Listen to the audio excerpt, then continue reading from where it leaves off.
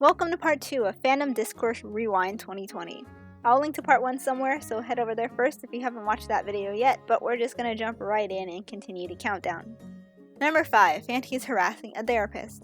A therapist who's active in fandom made a thread about Fantis, saying that death threats and public shaming over fiction is concerning, that purposely exposing yourself to triggers is concerning, that people cope and engage with fiction in different ways. Basically, the therapist said to be kind to others, don't bully people, and block as needed. Their thread blew up, got a lot of retweets as it should because it was a really well written thread, and when Fantis caught wind of it, they didn't like it. They harassed the therapist to the point where they had to lock their account. The therapist was accused of lying, they were threatened with being reported to some therapist board to get their license removed, and they were accused of course, condoning child porn or defending pedophilia, the usual buzzwords and false accusations that Fantis throw around.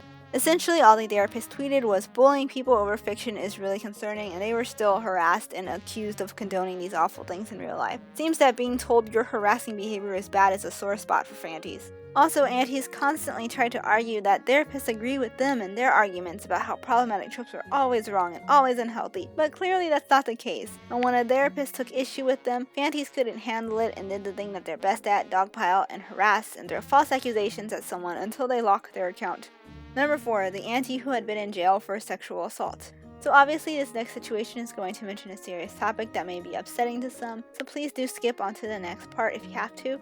And this is someone I'm naming and leaving uncensored because I think this is an individual that people need to be aware of. This person also admitted to committing this crime in her own tweet, so I'm just relaying what she said about herself. Now to actually get into it. There was a Twitter user by the name of Dogwives who came back from a hiatus and admitted that she had been in jail for sexually assaulting someone. Dogwives was also an auntie and would make tweets like this, or would kink shame people into being into a consensual kink between adults. And when the news came out that Dogwives was a rapist, she tried to deflect with, "Ill, you ship pedo and incest, we're in the same boat." Yeah, she tried to say that someone shipping fictional characters is almost as bad as what she did. Like, how can you be on the hot seat for literally being jailed for rape and still think you have the moral high grounds to call someone gross for shipping fictional characters? There were also some other aunties who coddled Dogwives but had been cruel and harsh to problematic people in fandom. It's just very odd that they're more critical of someone for enjoying fictional incest than they are of someone who literally just admitted to sexually assaulting another person in real life. This also started the conversation that this is proof that someone's fictional interests clearly aren't always an indicator of if they're a good person in real life or not. Here was Dogwives, someone who preached that pedo and incest ships were wrong online and talked about how certain kinks are bad, and yet in real life they went out and committed an awful crime and victimized another human being regardless. Shortly after this, Dogwives deactivated her Twitter, and as far as I know, she hasn't remade since. Number 3. Freaks of color. Okay, so this is an incident that technically happened in December of 2019, but it happened after I had already finished my recap video from last year and people were wondering why I hadn't included it, so I decided to add it to the voting poll for this year and it got the 3rd spot. So Freaks of Color is an insult that came about after an Eastern artist posted this comic, which I'm going to link to in the description as well, so you can go give it a like and a retweet because it's really funny and accurate and I love it. But basically the artist's tweet said, "The biggest culture shock to me, an Asian weeb girl." And the comic depicts how the Western fandom and Eastern fandom react so differently to a ship that's incest. They drew the Western fandom being disgusted and distressed over the ship, while the Eastern fandom is excited and celebrating.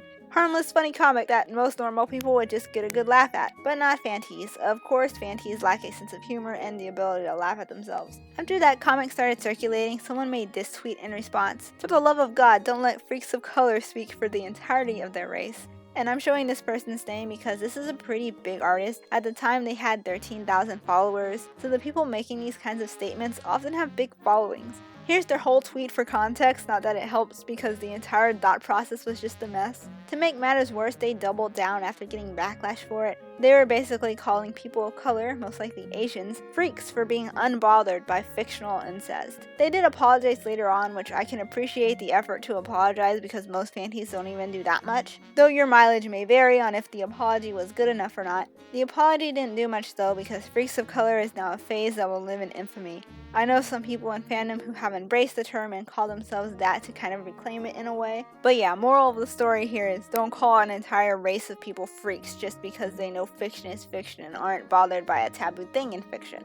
Number 2. Fantis losing their minds over the creator of Hannibal replying to Not Safe for Work fan art.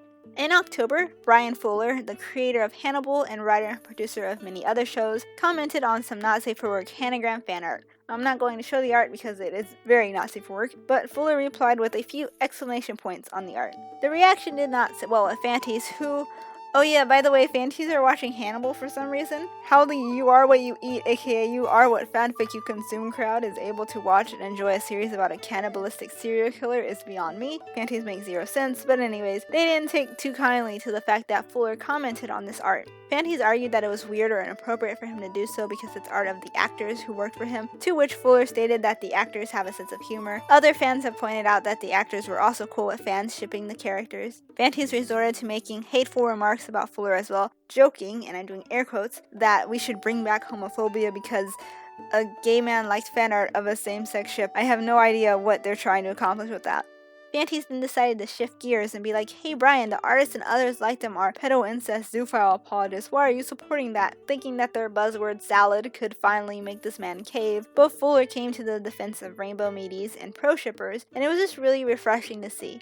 I don't watch Hannibal, but I stan Brian Fuller. He seems like a really good dude, and watching fanties try to bully him into submission but completely fail to do so was marvelous.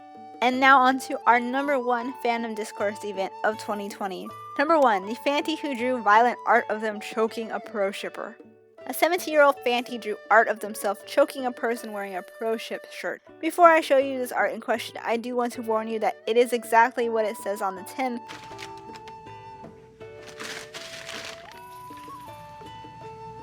I don't know what I expected.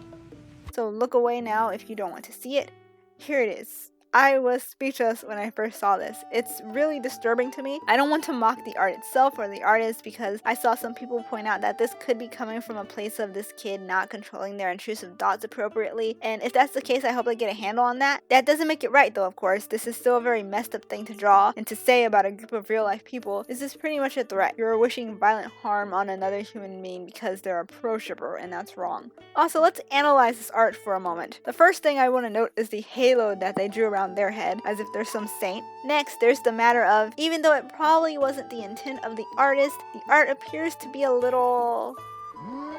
Good night, everybody. If you know what I mean. Again, while I don't want to mock the art, some people pointed out that it could easily be mistaken for fetish art or something erotic. Okay, enough of that. It's safe for you to look back at your screen now if you didn't want to see that art. There were other fanties who came to this artist's defense. First of all, no one harassed them. The kid made violent art and people reacted to it because it's something that's clearly threatening people over fictional ships. It is mind-boggling that antis don't see how messed up this is. They'll harass someone for making art of a problematic fictional ship or a fictional trope, but as soon as one of them makes vent art about them killing a real person, then it's okay? How does that work?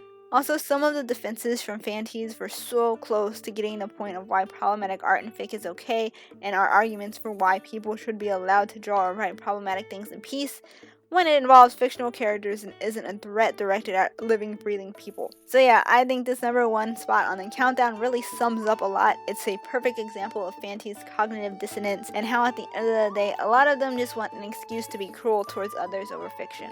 And that is the end of Fandom Discourse Rewind 2020. Similar nonsense to last year, but maybe a bit worse due to the pandemic and just the general hellishness of this year. I assume next year won't be much different. It seems like this isn't slowing down soon. But to bring a bit of optimism to the current state of fandom, I did notice in the latter half of this year that a lot of fanties were facing a bit more pushback. Usually their tweets would take off with little resistance, but lately people are calling them out for their bad behavior and bad takes and shutting them down on their tweets, and more people are taking notice of how ridiculous or just plain awful fanties are, and that's been really nice to witness.